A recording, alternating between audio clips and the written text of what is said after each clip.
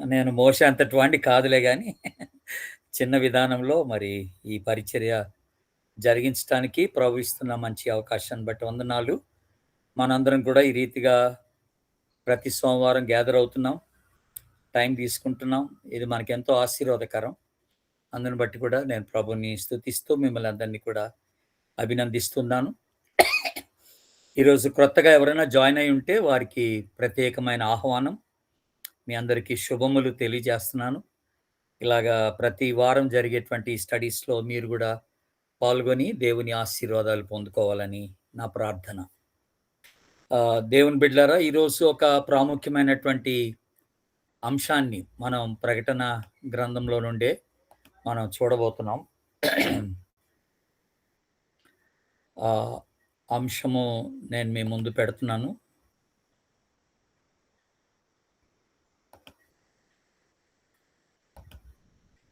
ధవళ సింహాసనపు తీర్పు. ఎందుకంటే మనము తీర్పులు 2 విధాలుగా ఉంటాయని జ్ఞాపకం చేసుకున్నాం. విశ్వాసులకు తీర్పు వేరే, అవిశ్వాసులకు తీర్పు వేరే. విశ్వాసుల తీర్పు ఎప్పుడుంటదని చెప్పాను? 7 ఏండ్ల శ్రమల కాలంలో, సంఘం ఎత్తబడిపోయిన తర్వాత 7 ఏండ్ల శ్రమల కాలంలో పైన ఇక్కడికి శ్రమలు జరుగుతూ ఉండగా పైన అక్కడ తీర్పు. తీర్పు అంటే ఏంటి? విశ్వాసుల తీర్పు అంటే అక్కడ విశ్వాసులకు బహుమానాలు ఇవ్వడం అన్నమాట. వాళ్ళకి శిక్ష విధించబడదు, కానీ బహుమానాలు ఇవ్వబడతాయి. అది నేను మీకు జ్ఞాపకం చేస్తాను. ఆ తీర్పు ఎలాగుంటుందో కూడా, అంటే ఆ బహుమానాలు ఇవ్వడం అనేది, ఆ తర్వాత దేన్ని బట్టి ప్రశంస మనకుంటదనేది కూడా నేను మీకు జ్ఞాపకం చేస్తాను. అవన్నీ కూడా మనం చూసుకున్నాం. ఒక 2 వారాలు 3 వారాల క్రితం అవన్నీ మనం చూసాం. అయితే మళ్ళీ ఆయన విశ్వాసులతో, పరిశుద్ధులతో రావడం, 1000 ఏళ్ల పరిపాలన చేయడం అనేది కూడా మీకు జ్ఞాపకం చేశాను. సో లాస్ట్ టైం మనం 1000 ఏళ్ల పరిపాలన గురించి మాట్లాడుకున్నాం. అంతకుముందు వారం, పోయిన వారం పర్టికులర్గా క్రీస్తు విరోధుని గురించి కూడా మనం మాట్లాడుకున్నాం. అంటే ఈ 7 ఏండ్ల శ్రమల కాలంలో క్రీస్తు విరోధి ఎలాగుంటాడు, ఏటి వాని లక్షణాలు ఏంటి, వాడు చేసే పనులేటి, అవన్నీ కూడా మనం క్షుణ్ణంగా లాస్ట్ వీక్ మనం ధ్యానం చేసుకున్నాం. ఈ రోజున ఈ 7 ఏండ్ల శ్రమలు అయిపోయిన తర్వాత, మళ్ళీ 1000 ఏండ్ల పరిపాలన అయిపోయిన తర్వాత ఫైనల్ తీర్పు అన్నమాట. ఇది చివరి తీర్పుగా మనం చూస్తున్నాం. ఒకసారి బైబిల్స్ ఉన్నవారు ప్రకటన గ్రంథం తీయండి దయచేసి. 20వ అధ్యాయం తీయండి. ఎవరైనా ఒకళ్ళు 11 నుండి 15 వరకు చదవండి. ప్రకటన 20, 11 నుండి 15 వరకు. మరియు ధవలమైన మహాసింహాసనమును దాని యందు ఆసీనుడై ఉన్న యొక్కనిని చూచితిని. భూమ్యాకాశములు ఆయన సముఖము నుండి పారిపోయెను, వాటికి నిలువ చోటు కనబడకపోయెను. మరియు గొప్పవారేమి, కొద్దివారేమి, మృతులైన వారందరూ ఆ సింహాసనము ఎదుట నిలువబడి ఉండుట చూచితిని. అప్పుడు గ్రంథములు విప్పబడెను, మరియు జీవగ్రంథమను వేరొక గ్రంథము విప్పబడెను. ఆ గ్రంథముల యందు వ్రాయబడి ఉన్న వాటిని బట్టి తమ క్రియల చొప్పున మృతులు తీర్పు పొందిరి. సముద్రము తనలో ఉన్న మృతులను అప్పగించెను. మరణమును, పాతాళ లోకమును వాటి వశముననున్న మృతులను అప్పగించెను. వారిలో ప్రతివాడు తన క్రియల చొప్పున తీర్పు పొందెను. మరణమును, మృతుల లోకమును అగ్నిగుండములో పడవేయబడెను. ఈ అగ్నిగుండము 2వ మరణము. ఎవని పేరైనను జీవగ్రంథమందు రాయబడినట్టు కనబడని ఎడల వాడు అగ్నిగుండంలో పడవేయబడెను. చాలు, చాలా క్లియర్గా బాగా చదివావు తల్లి. God bless you. నిదానంగా చక్కగా చదివావు. సో ఇది మనం చూస్తున్నది ఏంటంటే ధవళ సింహాసనపు తీర్పు యొక్క వివరణ. దీన్ని మనం కొంచెం విభజించి స్టడీ చేయడానికి ప్రయత్నం చేద్దాం ఈ రాత్రి వేళ. వివిధ మతాల్లో వివిధ రకాలైనటువంటి తీర్పులు ఉన్నాయి. ఒక్కొక్క మతానికి ఒక్కో రకమైనటువంటి తీర్పు అనేది నియమించబడింది వాళ్ళ మతంలో. ఇస్లాం మతంలో, అంటే ముస్లిమ్స్, వాళ్ళు చేసే మంచి క్రియలను బట్టి తీర్పు ఉంటుంది అన్నమాట. మంచి క్రియలా, చెడ్డ క్రియలా? క్రియలే ముఖ్యంగా. అందుకనే వాళ్ళు ఏమంటారంటే, కనీసం వాళ్ళు ప్రతిదినం ఒక 5 సార్లు నమాజ్ చేసుకోవాలని, మా పేదవాళ్ళకి వాళ్ళు సహాయపడాలని, జీవితకాలం ఒకసారి వాళ్ళు మక్కాకి వెళ్ళాలని, ఇలాంటి కొన్ని నియమాలు పెట్టుకున్నారు. మంచి మంచి క్రియలు పెట్టుకున్నారు. ఆ క్రియలు జరిపించిన దాన్ని బట్టే మనుషులకి తీర్పనేది ఇస్లాం మతంలో నియమించబడిందనమాట. అది ఒక పద్ధతి. యూదా మతంలో ఏంటంటే తోరా. తోరా అంటే ఆజ్ఞలు. ఆజ్ఞలు పాటించడం ఒకటి, ప్లస్ ప్రేమపూర్వకమైనటువంటి కార్యాలు చేయడం అనమాట. ప్రేమతో కార్యాలు చేయడం అనమాట. సో, క్రియలకు కూడా ఇక్కడ కూడా క్రియలకు కూడా ఇంపార్టెన్స్ ఇచ్చినట్టుగా చూస్తున్నాం. కంపల్సరీగా ధర్మశాస్త్రాన్ని అనుసరించి నడిచే దాన్ని బట్టి యూదా మతంలో వాళ్ళు నమ్మేది ఏంటంటే దాన్ని బట్టే తీర్పు ఉంటదని నమ్ముతారన్నమాట. ఇక హైందవ మతానికి వస్తే కర్మ సిద్ధాంతం అని అంటున్నాం. పునర్జన్మ సిద్ధాంతం ఉంది వాళ్ళకి. అంటే ఒక్కొక్క వ్యక్తి తాను జీవించిన జీవిత విధానాన్ని బట్టి ఆడు చనిపోయి మరొక జన్మనెత్తుతాడు అనే మాట. అంటే మరొక రూపంలో జన్మనెత్తుతాడు అని. జంతువు రూపము, ఇంకేదో ఒక రూపం. అలాంటి ఒక రూపంలో వాడు మళ్ళీ జన్మనెత్తుతాడు అన్నటువంటి విశ్వాసం హైందవ మతంలో ఉందన్నమాట. వాళ్ళ తీర్పు అదనమాట వాళ్ళకి. వాడు చేసిన దాన్ని బట్టి వాడు మరుసటి జన్మలో వాడు ఏ రూపాన్ని దాలుస్తాడనేది నియమించబడుతుంది అనమాట. వాడు చేసిన క్రియలను బట్టి అలాగా తీర్పు అనేది జరుగుతుంది అనమాట. బౌద్ధ మతంలో వాళ్ళకి తీర్పు లేదు. చివరి తీర్పు అనేది ఉండదన్నమాట. ఎప్పటికప్పుడే ఈ రోజు నువ్వు తప్పు చేస్తే ఈ రోజు నీకు శిక్ష విధించబడతాను అలాగా. కనుక కర్మ సిద్ధాంతం నమ్ముతారు వాళ్ళు. కాకపోతే ఎప్పటికప్పుడే తీర్పు ఇవ్వబడుతుంది అనేది వాళ్ళ యొక్క విశ్వాసం. బౌద్ధ మతం యొక్క విశ్వాసం అలాగా ఉంటదన్నమాట. ఇంకా చాలా ఉన్నాయి. అంటే వేరే వేరే మతాలు, వేరు వేరే ఆలోచనలు, దేవుడు ఎలాగా వాళ్ళ విషయంలో తీర్పు తీరుస్తాడనే దాని విషయానికి వస్తే వాళ్ళు నానా విధాలైనటువంటి ఆలోచనలు కలిగి ఉన్నట్టుగా మనం చూస్తా ఉన్నాం. ఇవన్నీ కూడా జరిగేవి కాదు. ఇవి అసలైనవి కాదు. అసలైన తీర్పు ఏంట్రా అంటే మన బైబిల్‌లో చెప్తుందే తీర్పు అనమాట. ఇది మానవులందరికీ నియమించబడినటువంటి తీర్పు ఇది. ప్రకటన గ్రంథం 20 అధ్యాయం మనం ఇప్పుడు చదివిన లేఖన భాగం. ఇది ఖచ్చితమైంది. ఇది అసలైంది. ఇది ఇది సత్యమైనటువంటిది అనమాట ఈ తీర్పు. ఇది మానవులందరికీ కలిగేటువంటి. వీళ్ళు ఇప్పుడు వేరే వేరే మతాల్లో ఎన్ని రీతులుగా మాకు తీర్పు ఉంటుందని వీళ్ళు అనుకున్నప్పటికీ ఇవేవి నిజమైనవి కాదు.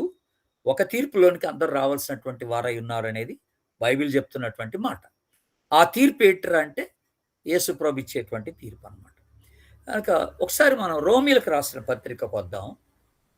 రోమీలకు రాసిన పత్రికలో దేవుని యొక్క తీర్పు ఎలాగుంటుందో వివరించాడు పౌలు గారు కొంత. దేవుడి యొక్క తీర్పు ఎలాగా దేన్ని బట్టి ఆధారపడి ఉంటుంది, ఏ రీతిగా దాని లక్షణాలు ఏంటి, ఆ తీర్పు యొక్క లక్షణాలు ఏంటి అనేది వివరించినట్టుగా మనం చూస్తున్నాం. చూడండి, మొట్టమొదటిగా అక్కడ పౌలు గారు మాట్లాడుతున్న మాట ఏంటంటే ఇది సత్యమును అనుసరించి ఉండును అని అన్నాడు. రోమా 2వ అధ్యాయం 2-3 వచనాలు చూడండి ఒకసారి. రోమా 2వ అధ్యాయం 2-3 వచనాలు. అట్టి కార్యములు చేయువారి మీద దేవుని తీర్పు సత్యమును అనుసరించినదే అని ఎరుగుదుము. చూసారా? అట్టి చాలా బాగా దేవుని తీర్పు సత్యమును అనుసరించి ఉండును. ఇది అబద్ధపు తీర్పు కాదు. దేవుడు నాకు అన్యాయం చేశాడని ఎవడు అంటట్లేదన్నమాట. ఇది సత్యముగా ఉంటుంది ఈ తీర్పు అన్నాడు అనమాట. ఖచ్చితంగా. కనుక దేవుని తీర్పులో అవకతవకలు ఉండవు అని చెప్తున్నాడు అనమాట. మన దేవుని యొక్క తీర్పులో ఎవడు కూడా వేలెత్తి చూపడానికి అవకాశం ఉండదని చెప్తున్నాడు అనమాట. ఇది సత్యమును అనుసరించి తీర్పు ఉండును అనే మాట మనకి జ్ఞాపకం చేస్తున్నటువంటి మాట. 29వ అధ్యాయం ఇది యెషయా గ్రంథం 15వ వచనం చూడండి. అక్కడ ఆవిడ మాట రాయబడి ఉంది. తన ఆలోచనలు యెహోవాకు కనబడకుండా లోలోపల వాటిని మరుగు చేయి చూచు వారికి శ్రమ. మమ్మను ఎవరు చూచెదరు, మా పని ఎవరికి తెలియను అనుకుని చీకటిలో తమ క్రియలు జరిగించే వారికి శ్రమ అని అన్నాడు. అంటే కొంతమంది ఏమనుకుంటారంటే దేవునికి ఏం తెలియదులే అని. నేను చేసే పనులు దేవునికి ఏం తెలీదు, మమ్మల్ని ఎవడు చూడట్లేదు, మేము రహస్యంగా చేస్తున్నాం అని అనుకుంటాడు. అలాంటి వాడికి శ్రమ అన్నాడు.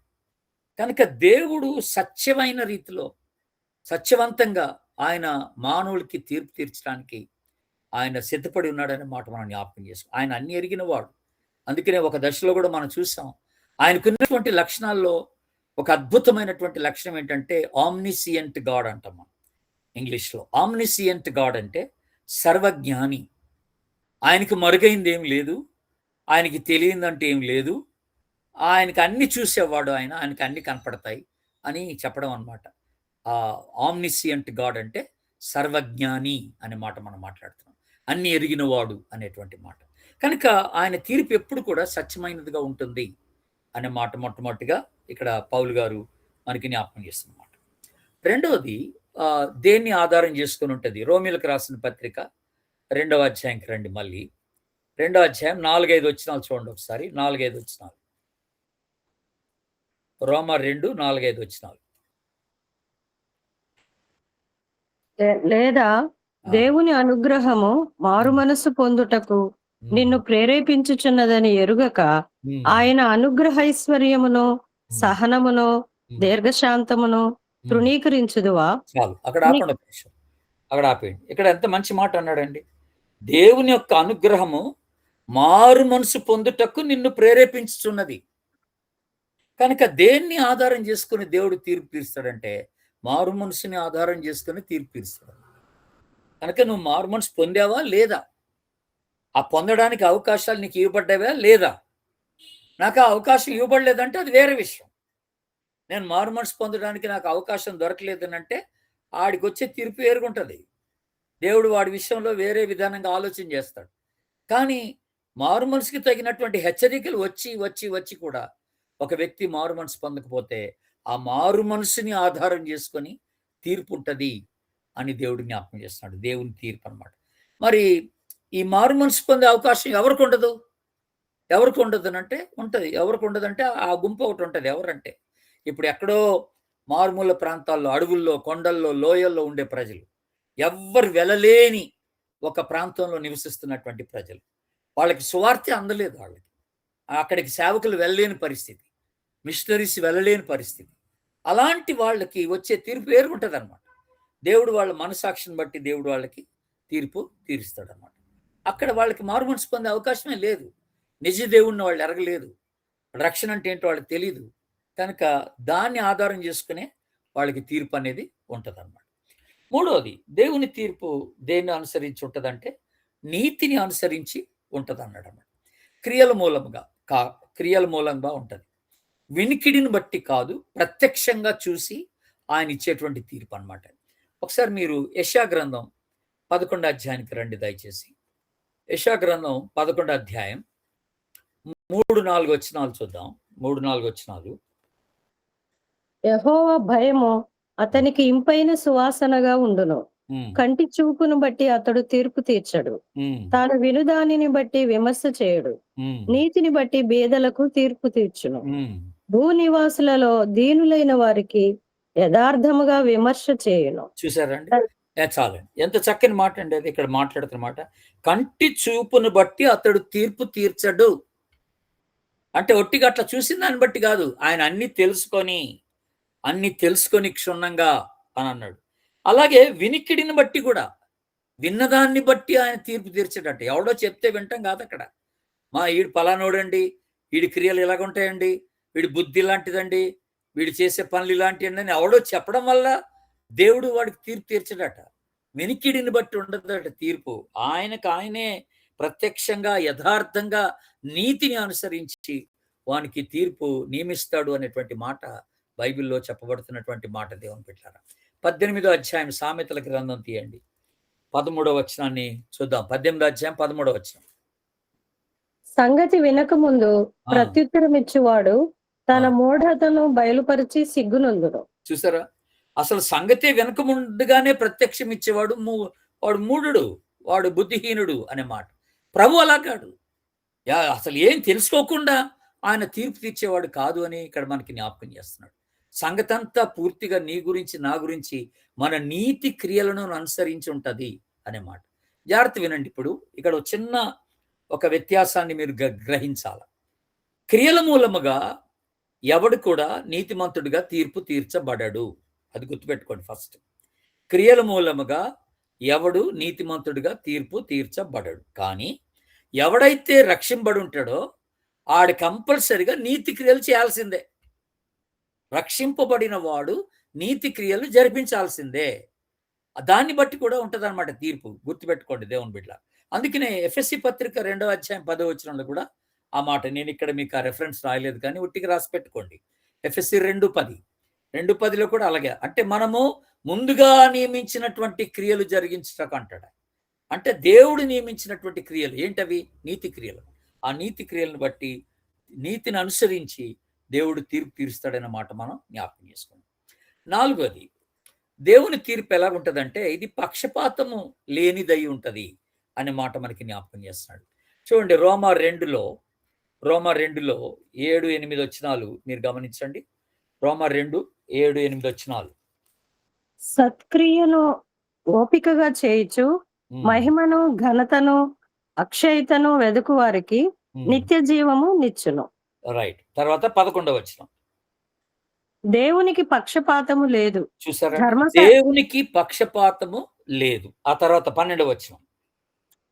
ధర్మశాస్త్రము లేక పాపము చేసిన వారందరూ ధర్మశాస్త్రము లేకయే నశించెదరు.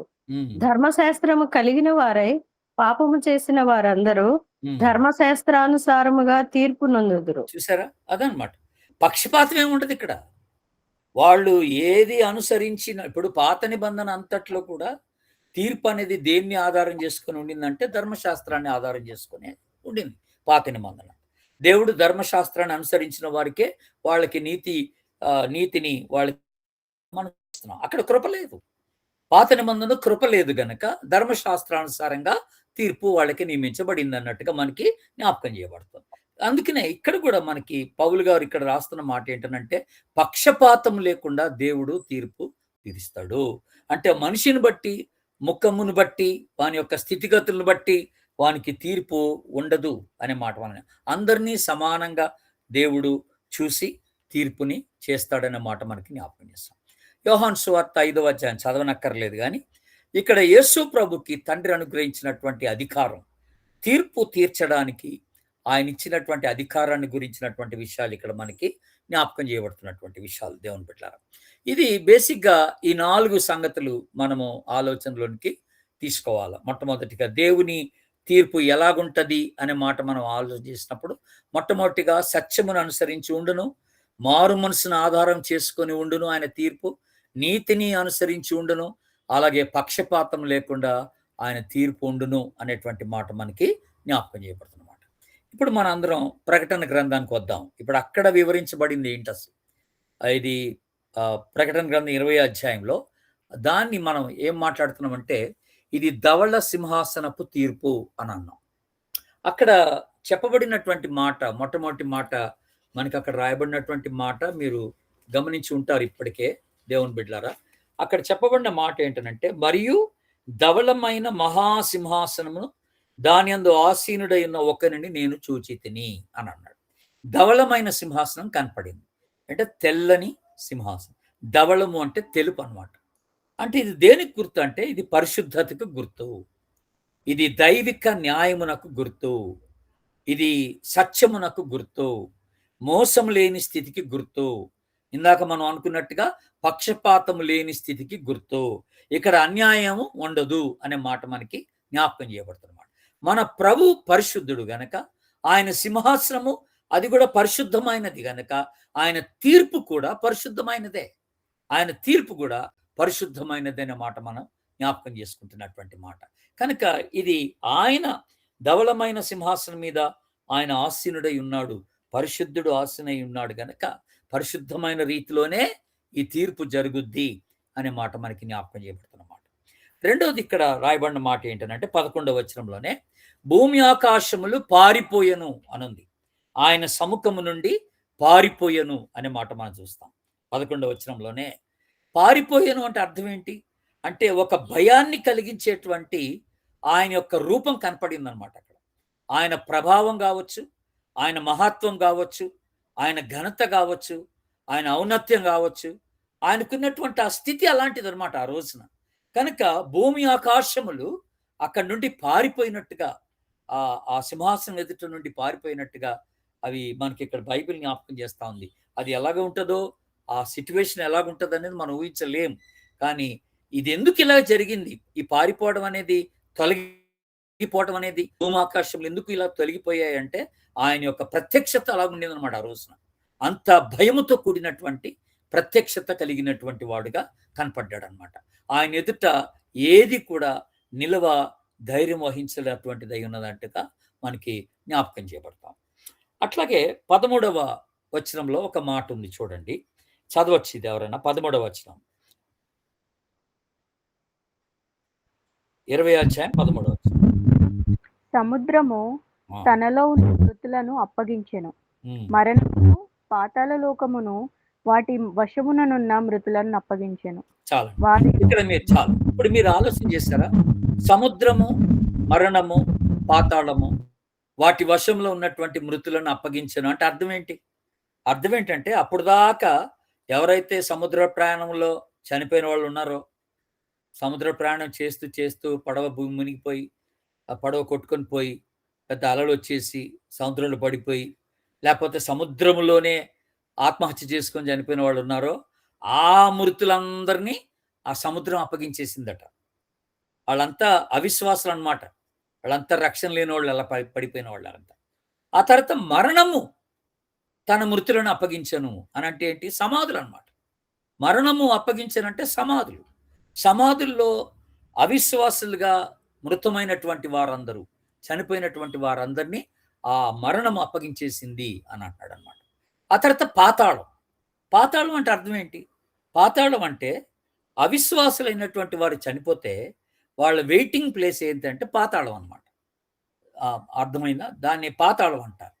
గుర్తుపెట్టుకోవాలి దేవుని బిడ్డ. అదే మనం మాట్లాడుతున్న మాట. ఇది ధనవంతుడు లాజరు గురించి మనం మాట్లాడుకునేటప్పుడు, ధనవంతుడు ఎక్కడ పోయాడు? పాతాళంలోకి పోయాడు. పాతాళం అంటే నరకం కాదు, అది వెయిటింగ్ ప్లేస్ ఫర్ అన్బిలీవర్స్. అవిశ్వాసులకు తీర్పు కొరకు వేచి ఉండే స్థలం అనమాట పాతాళం. కనుక ఎవరైతే ఇప్పుడు మన ప్రజెంట్ టైంలో కూడా ఎవరైతే రక్షణ లేకుండా చనిపోతారో వాళ్ళు పాతాళంలోకి వెళ్తారనమాట. విశ్వాసులైన వాళ్ళు ఎవరైనా చనిపోతే వాళ్ళు పరదేశంలోకి వెళ్తారన్నమాట. పరదేశ్ ఏమో విశ్వాసులకు వెయిటింగ్ ప్లేస్ అనమాట, వేచి ఉండే స్థలం, అది తీర్పు కొరకు. ఈ పాతాళమేమో అవిశ్వాసులకు వెయిటింగ్ ప్లేస్ అనమాట, వేచి ఉండే స్థలం అనమాట. కనుక ఇప్పుడు అక్కడ అవిశ్వాసులు ఎవరైతే పాతాళంలో వెయిట్ చేస్తూ ఉన్నారో, ఆ పాతాళం కూడా తమ మృతులను ఈ తీర్పు కొరకు అప్పగించేసింది అని మాట్లాడుతున్నాడు అనమాట. కనుక ఎన్ని విధాలుగా చనిపోయినానో ప్రజలు, అవిశ్వాసులైనటువంటి వారు, వాళ్ళందరినీ కూడా ఈ సింహాసనం ఎదుటికి తీసుకొని వచ్చినట్టుగా మనం చూస్తున్నాం అనమాట. అది దాని అర్థం. ఇక్కడ దాని అర్థం అదనమాట. సముద్రం కానీ, మరణం కానీ, పాతాళం కానీ వాటి వశంలో ఉన్నటువంటి మృతులను అప్పగించను అని అంటే ఇదనమాట సంగతి. వీళ్ళంతా ఎవరు ఈ మృతులు అంటే అవిశ్వాసులు అనే మాట మీరు జ్ఞాపకం చేసుకోవాలి. వీళ్ళంతా అవిశ్వాసులే. వీళ్ళు పునరుద్ధానం చెంది సింహాసనం ఎదుటకు వచ్చి నిలబడతారనమాట. ఇక్కడ విశ్వాసులు ఉండరు. దేవుని బిడ్డలారా గమనించండి, ఈ ధవళ సింహాసనపు తీర్పులో విశ్వాసులు ఉండరు, అవిశ్వాసులు మాత్రమే ఉంటారు. ఇది మీరు అండర్లైన్ చేసుకోవాల్సిన మాట. విశ్వాసులకు ఆల్రెడీ బహుమానాలు ఇవ్వబడ్డాయి. నేను మీకు ముందే చెప్పాను. ఏది ఇక్కడ 7 ఏళ్ళు శ్రమలు జరిగేటప్పుడు ఆయన సంఘాన్ని ఎత్తుకుని వెళ్ళిపోయాడు కదా, అప్పటికే అక్కడ వాళ్ళకి తీర్పు అంటే అక్కడ బహుమానాలు ఇవ్వబడ్డాయన్న మాట మీకు జ్ఞాపకం చేశాను. కనుక విశ్వాసులు ఎవరు కూడా ఇక్కడికి రారు, ఈ తీర్పులోనికి రారు అనే మాట మనకి జ్ఞాపకం చేయబడుతున్నమాట. అదే మీకు క్లారిటీ ఇద్దామని నేను అనుకున్నాను. చూడండి ఇక్కడ 12వ వచనం చూడండి ఒకసారి. 12వ వచనం, మరియు గొప్పవారేమి కొద్దివారేమి మృతులైన వారందరూ ఆ సింహాసనం ఎదుట నిలబడి ఉండుట చూచి తిని అప్పుడు చాలండి. ఇక్కడ ఏంటి మాట? గొప్పవారేంటి, క్రొద్దివారేంటి, మృతులైన వారందరూ అనంటే మృతులైన అవిశ్వాసులందరూ అని రాసుకోవాలి మీరు. మృతులైన వారందరూ అంటే అర్థం ఏంటి? మృతులైన అవిశ్వాసులందరూ అని. మరి గొప్పోళ్ళు ఎవరు, కొద్దోళ్ళు ఎవరు అంటే ఇప్పుడు ప్రపంచంలో ఉన్నటువంటి ఎవరైనా కానీ, ఎంత తోడైనా కానీ అక్కడికి వచ్చి నిలబడతాడనమాట. అవిశ్వాసైన వాడు, ప్రభుని ఎరగని వాడు, రక్షణ లేనివాడు, మారు మనసు పొందినవాడు అక్కడికి వచ్చి నిలబడతాడు. అంబానీ ఉంటాడు, ప్రైమ్ మినిస్టర్ ఉంటాడు, సినిమా యాక్టర్లు ఉంటారు, స్పోర్ట్స్ స్టార్స్ ఉంటారు, నక్సలైట్స్ ఉంటారు, టెర్రరిస్టులు ఉంటారు, రాజకీయ నాయకులు ఉంటారు, ఎమ్మెల్యేలు ఎంపీలు అందరూ ఉంటారు, పోలీస్ ఆఫీసర్స్ ఉంటారు, గవర్నమెంట్ ఆఫీసర్స్ ఉంటారు, చీఫ్ మినిస్టర్స్ ఉంటారు. ప్రతి దేశానికి చెందిన వాళ్ళు, అన్ని దేశాలకు చెందిన వాళ్ళు, అన్ని రకాలైన ప్రజలు, చిన్నవారు మొదలుకొని పెద్దవారు వరకు అందరూ వచ్చి ఆ సింహాసనం ఎదుట నిలబడి ఉండటం మనం చూస్తూ ఉంటాం. దేవుని అసలు ఎంత ఆదరణ కలిగించే మాట ఇది దేవుని బిడ్డ. ఈ రోజున మనం అనుకుంటున్నాం ఈ కొన్ని దేశాల్లో విశ్వాసులకి ఇన్ని శ్రమలు, ఇన్ని నియమాలు, ఇన్ని కట్టుబాట్లు, ఇంత కష్టం. మరి కొన్ని దేశాల్లో నాయకులు, ఆ ప్రెసిడెంట్స్ కానీ ప్రైమ్ మినిస్టర్లు కానీ ఎంత కష్టపడుతున్నారు విశ్వాసులు. వాళ్ళు అసలు యేసుప్రభుని ఆరాధించుకొని చేస్తున్నారు కదా. ఇవన్నీ జరిగేటప్పుడు మనకు అర్థమవుతుంది ఏంటంటే ఒక దినాన్న వాడు ఎవ్వరు కూడా తప్పించుకోరు అన్నమాట. వాళ్ళందరూ వచ్చి ఇక్కడ ఈ ధవళ సింహాసనం ఎదుట నిలబడాల్సిందే. దేవునికి స్తోత్రం. దేవుడు అలాంటి ఏర్పాటు చేశాడు అనమాట. కనుక మృతులైనటువంటి అవిశ్వాసులు అందరూ వచ్చి అక్కడ నిలబడతారట. అయితే వాళ్ళందరికీ తీర్పు. నేను ఇందాక అన్నట్టుగా ఇక్కడ విశ్వాసులు ఉండరు, అవిశ్వాసులందరికీ తీర్పు అనమాట. ఇక్కడ గుర్తుపెట్టుకోవాలి, ఎంతటి వాడైనా అక్కడికి రావాల్సింది. అందుకనే ఈ దినాల్లో మనం గుర్తుపెట్టుకోవాల్సింది ఏంటంటే ఎక్కడ వీలైతే అక్కడ స్వార్థ పరిచర్య జరగాలండి అవిశ్వాసులందరికీ. అందుకనే నాకు తెలిసిన కొంతమంది పర్టికులర్గా సినిమా యాక్టర్ల మధ్య సువార్త చెప్పడానికి సమర్పించుకున్న బ్రదర్ ఒక ఆయన ఉన్నారు, నాకు తెలిసిన ఆయన విజయవాడలో ఉంటారు. ఆయనకి దేవుడిచ్చినటువంటి ఆలోచన, దేవుడిచ్చిన భారం ఏంటంటే సినిమా యాక్టర్లకి సువార్త చెప్పడమే. బెంగళూరులో ఒక బ్రదర్ ఉన్నారు, ఆయనకి ఏంటంటే ఒలింపిక్స్లోకి వెళ్తాడు. ఆయన ఊరికే ఒలింపిక్స్ జరిగేటప్పుడు వెళ్తాడు అక్కడికి, నా బాగా తెలుసు.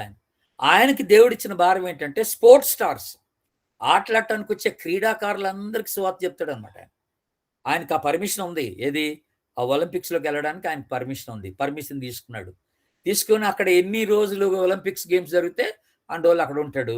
అనేక మంది ఈ యొక్క క్రీడాకారులను కలుసుకొని వాళ్ళకి సువార్త చెప్పడం అనేది జరుగుతూ ఉంటుంది అనమాట. ఇట్లా కొంతమంది సమర్పించుకున్నారు దేవుని బిడ్డ. మరి నక్సలైట్స్కి చెప్పాలనుకునే వాళ్ళు ఉన్నారు, టెర్రరిస్టుల గురించి ప్రార్థన చేసి వాళ్ళు కలిసినప్పుడు వాళ్ళు సువార్త చెప్పేవాళ్ళు ఉన్నారు. ఇలాగా నానా రకాలుగా మరి అవిశ్వాసులందరికీ వాక్యం చెప్పడానికి సిద్ధపడుతున్నటువంటి వారు ఉన్నారు. ఎందుకంటే ఒక దినాన్ని వాళ్ళందరూ వస్తారు, వాళ్ళందరూ వచ్చి ఆ ధవళ సింహాసనం ఎదుట నిలబడాల్సిందే, ఆ తీర్పు దినాన నిలబడాల్సిందే అనే మాట దేవుడు జ్ఞాపకం చేస్తాం. అప్పుడు ఇక్కడ రాయబడిన మాట ఏంటంటే గ్రంథములు విప్పబడ్డాయి అని అన్నాడు. ఆ గ్రంథంలో రాయబడిన వాటిని బట్టి వాళ్ళకి తీర్పు ఇవ్వబడింది అని అన్నాడు. ఆ తర్వాత మళ్ళీ మనం ఇంకో మాట కూడా గమనిస్తాం, కింద వేరొక గ్రంథం విప్పబడింది అని అంటాం. మనం ఆ జీవ గ్రంథం అని వేరొక గ్రంథము అక్కడ విప్పబడిన మాట కూడా చూస్తాం.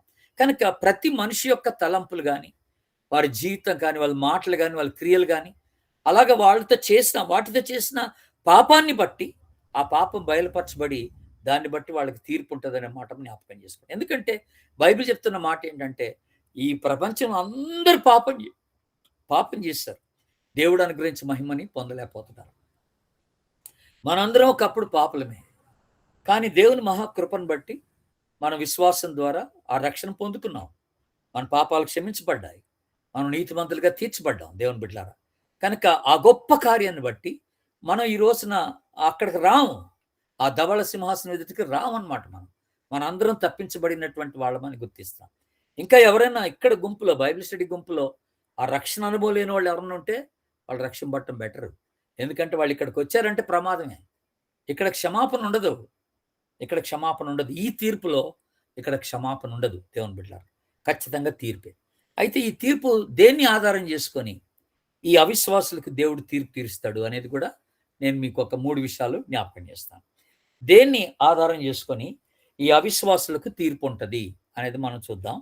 మొట్టమొదటిగా రోమీలకు రాసిన పత్రిక 2వ అధ్యాయం తీయండి. 2వ అధ్యాయం 16వ వచనాన్ని చూద్దాం. 16వ వచనం.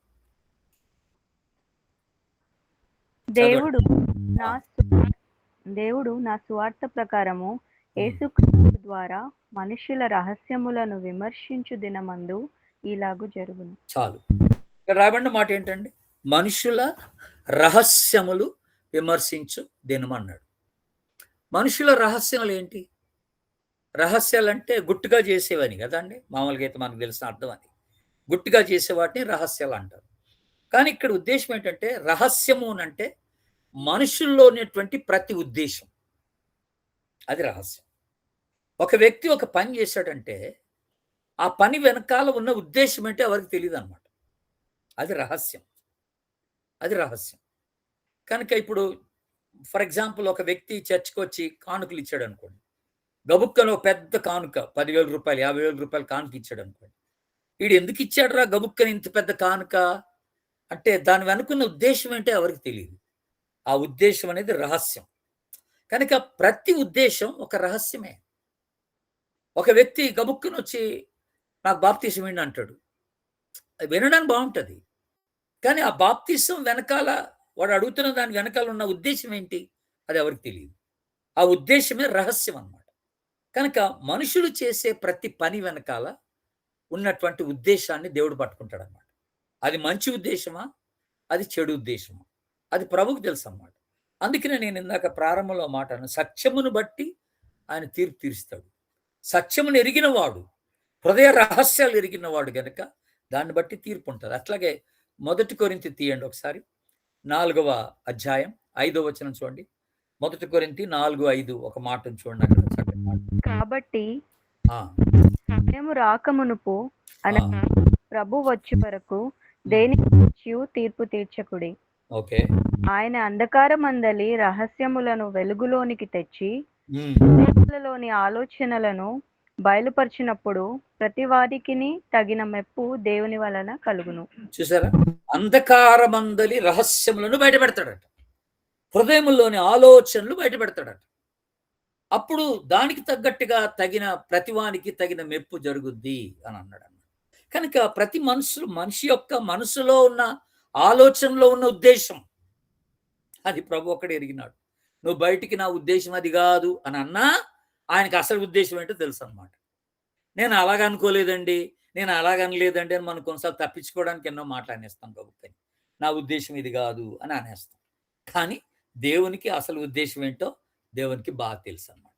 దాన్ని బట్టే దేవుడు తీర్పు తీస్తాడంట. రహస్యములు తీర్పు తీర్చును అంటే ఇక్కడ మనం ఆలోచన చేయాల్సినటువంటి ఒక మాట ఏంటంటే రహస్యములు ఉద్దేశములు అని అంటున్నాం కనుక ఆలోచనలు అనే మాట కూడా మనం పెట్టుకోవాలి దగ్గర. మనిషి యొక్క ఆలోచన ఎరిగిన వాడిని ఒక్కడే. అందుకనే మనకి ఆదికాండంలో ఆ మాట రాయబడింది కదండి. ఏది 6వ అధ్యాయం చూడండి ఒకసారి. ఆదికాండం 6వ అధ్యాయంలో మనందరికి తెలిసిన మాటే 5వ వచనం. ఆదికాండం చదవండి. 6వ అధ్యాయం 5వ వచనం చదవండి. నరుల చెడుతనము గొప్పదనియు వారి హృదయం యొక్క తలంపులోని ఊహ అంతయు ఎల్లప్పుడూ కేవలం చెడ్డదనియు యెహోవా చూచి. చాలండి. ఎవరన్నా ఒక్కరే చదవండి చదివేటప్పుడు. చూసారు ఇక్కడ ఒక మాట రాయబడి ఉంది. వారి హృదయము యొక్క తలంపుల్లోని ఊహ అంతయు ఎల్లప్పుడూ కేవలము చెడ్డది అని యెహోవా చూచెను. అయ్యో ఇది మీ ఈ మాట మీరు ఎప్పుడైనా గ్రహించినారో? చూచెను. ఏటి తలంపులు ఎలా చూశాడు ఆయన? ఆలోచనలు ఎలా చూశాడు ఆయన? చూస్తాడు ఆయన. ఆయన అంత శక్తివంతుడు అనమాట. ఆయన ఎదుట ఏది దాచబడదు అనే మాట మనం చూస్తాం. ఏ రహస్యం ఆయన ఎదుట దాచబడదు. దేవుని బిడ్డలారా, ఆయన చూచే దేవుడు అన్నాడు. అన్ని ఎరిగిన దేవుడు అన్నాడు. ఏం చూస్తాడంట?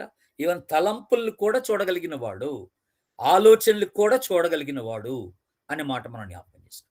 అందుకనే ఇక్కడ మనం గుర్తుపెట్టుకోవాల్సింది ఏంటంటే ఫస్ట్ ఆఫ్ ఆల్ రహస్యములు అన్నప్పుడు ఉద్దేశములు ప్లస్ ఆలోచనలు అనేది కూడా పెట్టుకోండి అక్కడ. ఎందుకని మంచిది. ఆలోచనలు అనే మాట కూడా పెట్టుకోవాలి. ప్రతివాని ఆలోచన బట్టి అది మంచి ఆలోచన చెడ్డ ఆలోచన దాన్ని బట్టి వానికి తీర్పు ఉంటుందని ప్రభు జ్ఞాపకం చేస్తున్నాడు. రెండోది వ్యర్థమైన మాటలు బట్టి తీర్పు. మత్తయి సువార్త తీయండి 12వ అధ్యాయం చూద్దాం. మత్తయి సువార్త 12వ అధ్యాయం. మత్తయి సువార్త 12వ అధ్యాయం 36వ వచనం. 36వ వచనం. నేను మీతో చెప్పునదేమనగా మనుషులు పలుకు వ్యర్థమైన ప్రతి మాటను గూర్చియు దినమున లెక్క చెప్పవలసి ఉండును. చూసారా? మనుషులు పలుకు ప్రతి వ్యర్థమైన మాట, వ్యర్థమైన మాటలు బట్టి తీర్పు లెక్క చెప్పాల్సి ఉంటుంది అన్నాడు. తీర్పు జరుగుతుంది అన్నమాట. కనుక ఈ అవిశ్వాసులైన వారు ఎన్నెన్ని మాటలు అంటున్నారో, ప్రభు నెరగిన వారు ఎలాంటి అబద్ధపు మాటలు మాట్లాడుతున్నారో ఇవన్నీ దేవుడు గుర్తుపెట్టుకుంటాడు అన్నమాట. దేవుడు గుర్తుపెట్టుకుంటాడు. గుర్తుపెట్టుకొని వాళ్ళకి తగిన తీర్పు వాళ్ళకి ఉంటుంది అన్నమాట. దేవుని బిడ్డలు గుర్తుపెట్టుకోండి. దాని దగ్గరికి ఆ విషయం మళ్ళీ కొంచెం ఒక నిమిషం ఆగి వస్తాను మీకు. మలాకి గ్రంథంలో ఒక మాట చూడండి ఒకసారి. ఎడం పక్క తిప్పండి. మత్తయి నుండి ఎడం పక్కకు వస్తే మలాకి గ్రంథం 2వ అధ్యాయం, పాత నిబంధనలో చివరి పుస్తకం, 2వ అధ్యాయం 17వ వచనం. మీ మాటల చేత మీరు యెహోవాను ఆయాస పెట్టుచు దేని చేత ఆయనను ఆయాస పెట్టుచున్నామని మీరు అడుగుచున్నారే. దుర్మార్గులు యెహోవా దృష్టికి మంచివారు, వారి యందు ఆయన సంతోషపడును. లేక న్యాయకర్తయగు దేవుడు ఏమాయను అని చెప్పుకొనుట చేతనే మీరు ఆయనను ఆయాస పెట్టుచున్నారు. కొంతమంది ఉన్నారంటే అలాగే ప్రభువునికి ఎప్పుడు ఆయాసపు మాటలు మాట్లాడేవాడు. ఇది వ్యర్థమైన మాట అన్నమాట. అంటే దేవుడు అన్యాయస్తుడు, దుర్మార్గులంటే ఆయనకి ఇష్టం, పాపులంటే ఆయనకి ఇష్టం, మేమంటే ఆయనకి ఇష్టం లేదు, మేము ఉపవాసం ఉంటున్నాం, మేము చర్చికి వెళ్తున్నాం, మేము ప్రార్థన చేసుకుంటున్నాం, మేము బైబిల్ చదువుకుంటున్నాం, మేము కానుకలు ఇస్తున్నాం, ఇలాగనుకొని అసలైన మారుమనసు పొందకుండా, అసలైన రక్షణలోకి రాకుండా, ఒట్టిగా దేవుని మీద అలిగి వ్యర్థపు మాటలు మాట్లాడి, ఆయాసపు మాటలు మాట్లాడి వాళ్ళు తీర్పులోనికి లోనైపోతారు అన్నమాట. ఇలాంటి వాళ్ళు తీర్పులోనికి లోనైపోతారు అన్నమాట. దేవుడు ఇంకో రీతిగా చెప్పాలంటే దుర్మార్గులు యెహోవా దృష్టికి మంచివారు అన్న మాట అంటున్నాడంటే అర్థం ఏంటి అంటే ఇక్కడ ఇండైరెక్ట్ గా చెప్పకయే చెప్తున్న మాట ఏంటంటే దేవుడు పక్షపాతి అని చెప్తున్నాం అన్నమాట. మేమంటే దేవునికి ఇష్టం లేదు, వాళ్ళంటేనే దేవుడికి ఇష్టం అనే మాట నువ్వు చెప్పకే చెప్తున్నావు అనమాట. అది గుర్తుపెట్టుకోవాలి. అట్లాగే మీరు 3వ అధ్యాయంకి రండి. మలాకి 3లో 13-14 వచనాలు చూడండి. అక్కడ 13-14 నన్ను గూర్చి మీరు బహు గర్వపు మాటలు పలికి నిన్ను గూర్చి ఏమి చెప్పితిమి అని మీరు అడుగుదురు. దేవుని సేవ చేయుట నిష్ఫలమనియు ఆయన ఆజ్ఞలను గైకొని సైన్యములకు అధిపతియగు యెహోవా సన్నిధిని మనము దుఃఖాక్రాంతులుగా తిరుగుట వలన ప్రయోజనమేమనియు. చాలండి. ఇక్కడ ఏం మాట మాట్లాడుతున్నాడండి? మీరు గర్వపు మాటలు మాట్లాడుతున్నాను. గర్వపు మాట, వ్యర్థమైన మాటలు అన్నప్పుడు ఆయాసపు మాటలు, గర్వపు మాటలు. ఏటి గర్వపు మాటలట? దేవుని సేవ చేయడం వేస్ట్ అని అంటున్నారు అన్నమాట. ప్రార్థన చేయడం వేస్ట్ అని అంటున్నారు అన్నమాట. మనం కన్నీళ్ళు కాచడం వేస్ట్ అంటున్నారు అన్నమాట. అలాగా అనుకొని దేవుని దగ్గర రాకుండా పోయేవాళ్ళు ఉన్నారు. అంటే ఇక్కడ మాట ఏంటంటే నాకేమో ఆలోచన వస్తుందంటే ఇక్కడ 14వ వచనంలో నాకు వచ్చిన ఆలోచన ఏంటంటే దేవుని సేవ చేయుట నిష్ఫలము అని ఒక మనిషి అన్నాడంటే దాని అర్థం ఏంటి? ఆడు సేవ చేయటానికి వచ్చినప్పుడు ఏదో ఆశించి వచ్చాడు అనమాట. ఆడి ఉద్దేశం మంచిది కాదనమాట. యాక్చువల్గా అంటే ఒక తప్పుడు ఆలోచనతో వచ్చాడు సేవ చేయడానికని. నిజంగా రక్షింపబడినోడైతే, నిజంగా క్రీస్తు యొక్క త్యాగాన్ని గుర్తించినోడైతే, క్రీస్తు యొక్క మరణాన్ని, ఆ మరణంలో ఉన్న ప్రేమను గుర్తించినోడైతే ఇలా మాట్లాడ్డాను. ఇలా మాట్లాడకుండా వాడు తగ్గించుకుంటాడు. నేను కృతజ్ఞతగా దేవుని సేవ చేయాలనుకుంటాడు. అంతేగాని నేను సేవకు వచ్చాను కానీ నాకేం జరగలేదు అన్నట్టుగా మాట్లాడుతున్నాడు అనమాట. వ్యర్థం అనే మాట మాట్లాడు. అందుకనే జాగ్రత్తగా ఉండాలి మనం. వ్యర్థమైన మాటలు పలికే వాళ్ళు ఉంటారు. ఈ వ్యర్థమైన మాటలు బట్టి తీర్పు ఉంటుందట. దేవుని పెట్టారు, గుర్తుపెట్టుకోండి. కొంతమంది నొప్పించే మాటలు, బూతు మాటలు, గుచ్చుకునే మాటలు, అబద్ధపు మాటలు, సూటిపోటు మాటలు, కొండెములు చెప్పడం అంటే తెలుసు కదా. ఇక్కడ అక్కడ ఇక్కడ, ఈ ఇంటి మాటలు ఆ ఇంట్లో, ఆ ఇంటి మాటలు మరో ఇంట్లో, ఇలాగ కొండెములు చెప్పుకొని తిరిగే వాళ్ళు ఉంటారు. కల్పించి చెప్పే మాటలు కొన్ని ఉంటాయి. విన్నదొకటైతే దానికి మరింత కల్పించుకొని చెప్పే మాటలు కూడా. అవిశ్వాసులు, ప్రభుని ఎరగిన వారు ఇలాంటి మాటలు మాట్లాడుతూ ఉంటారు అన్నమాట. కనుక ఇది చాలా డేంజర్. ఇది నువ్వు మాట్లాడే ప్రతి మాట దేవుడు రికార్డ్ చేస్తున్నాడు. గుర్తుపెట్టుకోవాలి దేవుని బిడ్డ. ఇందాక మనం ఒక మాట మాట్లాడుకున్నాం. అదేంటంటే ఆలోచనలు, మన ఉద్దేశాలు ఎరిగిన వాడు ఆయన. దాన్ని బట్టి తీర్పు ఉంటుందన్న. అదేంటి? ఆలోచనలన్నీ రికార్డ్ అయిపోయినమాట ఆయన దగ్గర. అద్భుతం కదా. అట్లాగే ఇప్పుడు మాటలన్నీ రికార్డ్ అయిపోతున్నాయి. నువ్వు మాట్లాడే ప్రతి మాట రికార్డ్ అయిపోతుంది అన్నమాట. ఆ మాట్లాడే రికార్డింగ్ అంతా కూడా దేవుడు దగ్గర పెట్టుకున్నాడు. వారి అవిశ్వాసులు మాట్లాడే మాటలు కూడా కాదు, విశ్వాసులు మాట్లాడే మాటలు కూడా దేవుడు రికార్డ్ చేసి పెట్టుకున్నాడు. కాబట్టి దాన్ని బట్టి కూడా మనకి వేరే బహుమానం ఏర్పరచబడింది. చూడండి, అక్కడ మీరు మలాకీలో ఉన్నారు కదా. మలాకీ 3వ అధ్యాయం 15వ వచనం 16వ వచనం చూడండి. 16వ వచనం, 3:16. భార్యను పరిత్యజించు. 3:16. 3:16. అప్పుడు యెహోవా యందు భయభక్తులు గలవారు ఒకరితో ఒకరు మాట్లాడుకొనుచుండగా యెహోవా చెవియొగ్గి ఆలకించెను. చూసారా? మరియు చూసారండి ఒక మాట, చెవియొగ్గి ఆలకించను. ఎవరు? యెహోవా యందు భయభక్తులు గల వారు మాట్లాడుకునేటప్పుడు, అంటే విశ్వాసులు మాట్లాడుకునేటప్పుడు ఆయన చెవియొగ్గి ఆలకిస్తున్నాడంట. కనుక వారి వారి విషయమై వారి నామమును, ఆయన నామమును స్మరించే వారికి జ్ఞాపకార్థంగా ఒక గ్రంథమే రాయబడిందట. అంటే విశ్వాసులు మాట్లాడే ప్రతి మాటలకు ఒక గ్రంథం రాయబడిందట. దేవుని బిడ్డలారా, ఇంకా నయం, మనకి తీర్పు లేదు కానీ బతికిపోయాం. చూసారా, క్రీస్తు యేసునందు ఉన్న వారికి ఏ శిక్షా విధి లేదన్నాడు రోమా 8:1. మనకి ఇక్కడికి రాము, ఈ ధవళ సింహాసనంలోకి మనం రాము గనుక బతికిపోయినట్టే లెక్క దేవుని బిడ్డలారా. కనుక జాగ్రత్తగా ఉండాలి. అంటే అవిశ్వాసులైనటువంటి వారికి దేవుడు మాటల్ని బట్టి కూడా తీర్పు ఉంటుందనే మాట దేవుడు జ్ఞాపకం చేస్తాడు. మూడవదిగా ప్రకటన గ్రంథం రాయబడిన మాట ఏంటంటే వాళ్ళ క్రియల్ని బట్టి తీర్పు. 20వ అధ్యాయం మనం ఇందాక చదివాము ఆల్రెడీ. అప్పుడు గ్రంథములు విప్పబడ్డాయని చదివాము. కనుక ఆ గ్రంథములు యందు రాయబడి ఉన్న వాటిని బట్టి తమ క్రియల చొప్పున మృతులు తీర్పు పొందిరి అని ఉంది. జీవ గ్రంథం అను మరొక గ్రంథం విప్పబడిన, అంటే మరింత రుజువు అనమాట. ఇంకెక్కువైన రుజువు కోసం ఆ గ్రంథాలు విప్పబడుతున్నాయి. గ్రంథాల్లో రాయబడిన వాటిని బట్టి అక్కడ పేర్లు పరీక్షింపబడతాయి. ఆ గ్రంథంలో ఏంటంటే నీ పేరు ఉండాలి, జీవ గ్రంథంలో నీ పేరు ఉండాలి. నీ పేరు ఉంటే నువ్వు బ్రతికిపోయినట్లు లెక్క, నీ పేరు లేకపోతే నువ్వు అగ్నిగుండంలో పోయినట్లు లెక్క, గుర్తుపెట్టుకోవాలి. కనుక అక్కడ జనరల్గా ఎవరైతే ఈ ధవళ సింహాసనం తీర్పులోనికి వస్తారో వాళ్ళ పేర్లు ఎవ్వరి కూడా ఆ జీవ గ్రంథంలో ఉండవన్నమాట. అక్కడ ఇండైరెక్ట్గా చెప్పే మాట అదే, వాళ్ళ పేర్లు జీవ గ్రంథంలో ఉండవు. వాళ్ళు ఆల్రెడీ నియమించబడ్డారు కనుక తీర్పుకి వాళ్ళు అక్కడికి వచ్చి నిలబడ్డారు అనమాట. అక్కడ ధవళ సింహాసనం తీర్పు దగ్గరికి వచ్చి నిలబడ్డప్పుడు అక్కడ క్షమాపణ ఉండదు, గుర్తుపెట్టుకోవాలి. అక్కడ ఎంత ప్రాధేయపడ్డా ఇక ఛాన్స్ ఉండదు అని గుర్తుపెట్టుకోవాలి. కనుక అవిశ్వాసులు అందరూ అక్కడికి వస్తారన్నమాట, మనం కాదు. మనకిప్పుడే మనకి దేవుడిచ్చిన గొప్ప రక్షణ భాగ్యం ఉంది కనుక మనం నిజంగా ధన్యులం అని చెప్పుకోవాలి దేవుని బిడ్డ. అందుకనే 15వ వచనంలో అక్కడ రాయబడిన మాట ఏంటంటే, 15వ వచనం చూడండి, అక్కడ ఏం రాయబడింది, 14-15 చూడండి. 20వ అధ్యాయం 14-15. మరణమును మృతుల లోకమును అగ్నిగుండములో పడవేయబడెను. ఈ అగ్నిగుండము 2వ మరణము. ఎవని పేరైనను జీవగ్రంథమందు వ్రాయబడినట్టు కనబడని ఎడల వాడు అగ్నిగుండములో పడవేయబడెను. చూస్తారా, మృతుల లోకం అంతా అగ్నిగుండంలో పడవేయబడేది. మృతుల లోకం అంటే అవిశ్వాసులైన మృతుల లోకం అన్నమాట. అంటే ఇందాక మనం ఆల్రెడీ మాట్లాడుకున్నాం, అది సముద్రంలో కానీ, మరణం ద్వారా కానీ, పాతాళంలో కానీ చనిపోయిన వాళ్ళందరూ ఇక్కడికి వచ్చి నిలబడ్డారండి. వాళ్ళందరూ నిలబడ్డ మృతుల లోకం అది. అవిశ్వాసులైన మృతుల లోకం అది.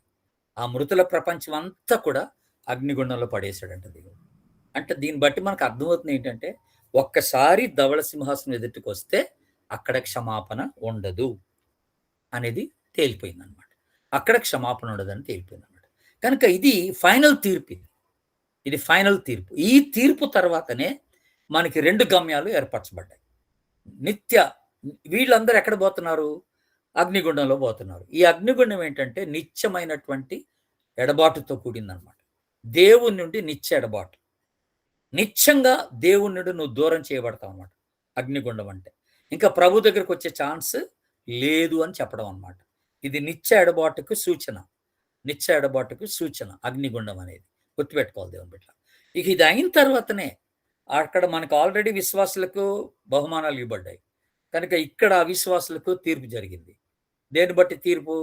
వాళ్ళ యొక్క రహస్యాలు, వాళ్ళ ఆలోచనలు, తర్వాత వాళ్ళ మాటలు, వాళ్ళ క్రియలను బట్టి తీర్పు దేవుడు తీర్చాడు. ఇక ఈ తర్వాత వాళ్ళకి నిత్య మరణం అనేది దేవుడు ఏర్పాటు చేశాడు. ఆ నిత్య మరణమే అది అగ్నిగుండం అని మనకి జ్ఞాపకం చేస్తాడు. ఆ తర్వాత మనకి పరలోకం, నరకం అనేది 2 వివరించబడ్డాయి కనుక దాని గురించి మనం తర్వాత చూస్తాం. పరలోకం అసలు ఎట్లుంటుంది, నరకం ఎట్లుంటుంది అని మనకు తెలవాలి కదా.